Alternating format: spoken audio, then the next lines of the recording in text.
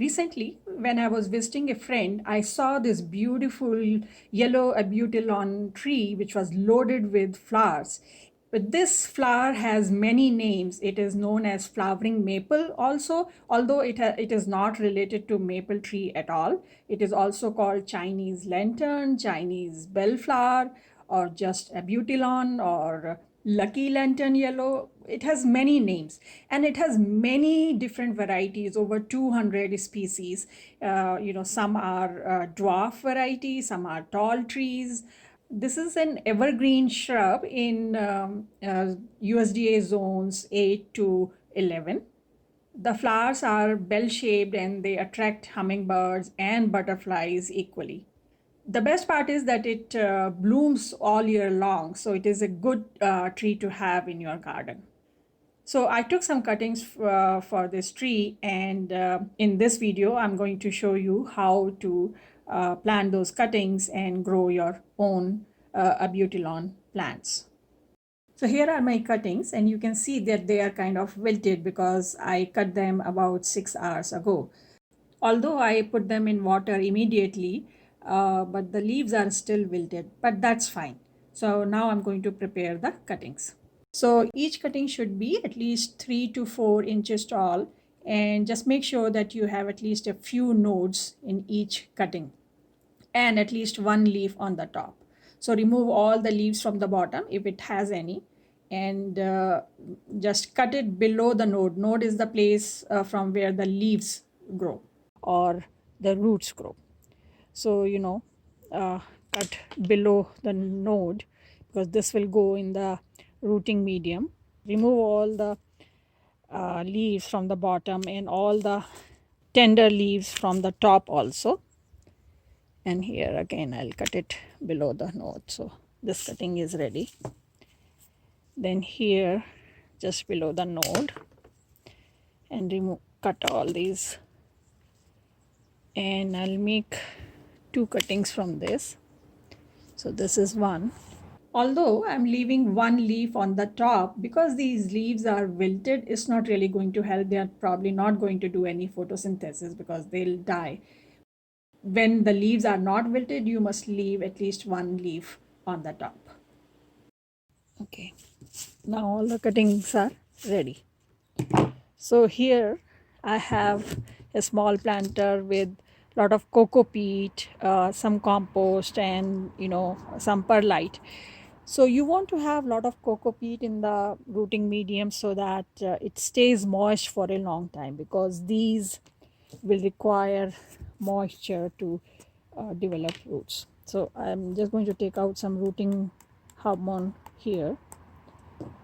And always take out the rooting hormone separately, because if you dip your stem in the container itself, then the rest of the remaining rooting hormone will be spoiled.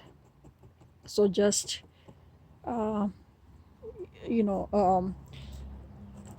dip the cutting in the rooting hormone, make a hole, and make sure that at least one node goes inside. So again, the second cutting, dip it in the rooting hormone, make a hole and put it in, and just press it hard so that it stays firm there.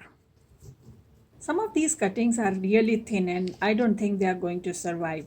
Only the thicker ones will survive. So that's it. And now I'm going to just put a little, I'm going to put these 4 skewers around it. This is already, the soil is wet, but I'm going to just put some water in any case. And then I'm going to just loosely cover it with a plastic bag which has some holes. And I'm making some holes. So what happens is that whatever water evaporates from this container, it stays within this plastic bag, and so the stems stay in humid conditions. That's what is needed for the roots to develop. And now I'm just going to place it in a warm area where it gets a lot of indirect sunlight and stays. I'll keep on misting it by removing this plastic bag a little bit. And then in a couple of weeks, I'll remove the plastic bag and just leave it in a warm place and keep it moist. So it's been a couple of months, and if you look at this, so these three stems were thin stems, and I don't see any activity there. But in these two thick ones, you can see that there are leaves, new leaves forming. So hopefully these two stems would have grown some roots. It's been 2 months that we planted these cuttings in here, and you can see there were 5 cuttings. This one is completely dry, this one is completely dry. These two have good growth, you can see.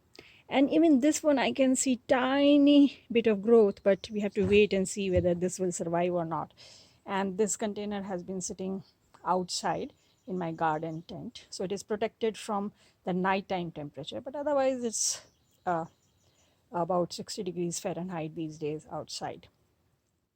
It's been 4 months, and I showed you the two cuttings in the white container, and I similarly did the same thing in the green container. And it is sitting outside. Now the temperatures are pretty mild, from 75 degrees to 85 degrees Fahrenheit in the daytime and 55 degrees at night time. And the soil is moist all the time. And it seems like we have two cuttings growing now. So these plants like partial sun or shade, and they prefer moist or well draining soil. And in the growing season, that is in spring and summer, you should fertilize it every 3 to 4 weeks. It normally blooms in summer, June, July, August, September, depending on where you live. And it grows pretty quickly once it establishes. So it's been a few months, and these cuttings were doing just fine. They are sitting in a shaded area with some sun. And I'm seeing now that the leaves are turning yellow and the soil is moist. So I don't understand. So I want to dig this up. Maybe it is too crowded, the roots are too many. I want to dig it up and then separate them out in two different containers. In any case, I wanted to do that because, that's the best thing for these cuttings to grow. It's not coming out easily, so that's a good sign. That means it has roots. It has tiny roots. Let me see the other one.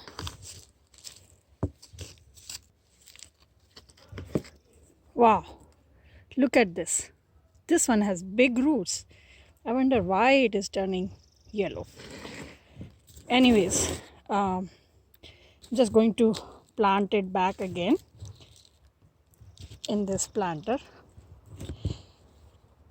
and hopefully it will be fine. Some of the roots got cut, obviously. When you remove it, that happens. So I'm going to water it and going to put it back. So there was nothing wrong with the roots or anything. It's funny, this plant has very small roots, but the leaves are healthy. In any case, I have another planter, so I'm going to just put it in here and fill it up, water it, and I'll place both the planters at the same place where they were, and let's see. So we have both of these. So my Chinese lantern plants have been growing well. I got these 4 cuttings. 1 cutting died, but rest 3 survived. And they're doing well. They are in partial sun. But look, there is a flower bud coming here. 1, 2, 3. So I'm so excited that, in a few months, it is starting to bear some flowers. Really happy. So look at this beautiful flower. And there is another one bearing here, and few more buds here and here. And even in this plant now you can see the buds developing. So I'm so happy, when you take cuttings and you try to propagate plants and they are successful and they produce flowers in the same season. That's amazing. So Chinese lantern or flowering maple or abutilon, they are very easy to grow plants. They can grow up to 10 feet in height, or they can be dwarf varieties also. So you have to see what you've got. In the beginning, when you are planting the cuttings, you have to take care of the cuttings and make sure that they are away from direct sun. Once they are established, they like partial sun, and they like moist soil but well draining soil. In the growth season, that is in spring and summer, fertilize them with general purpose fertilizer every 3 to 4 weeks.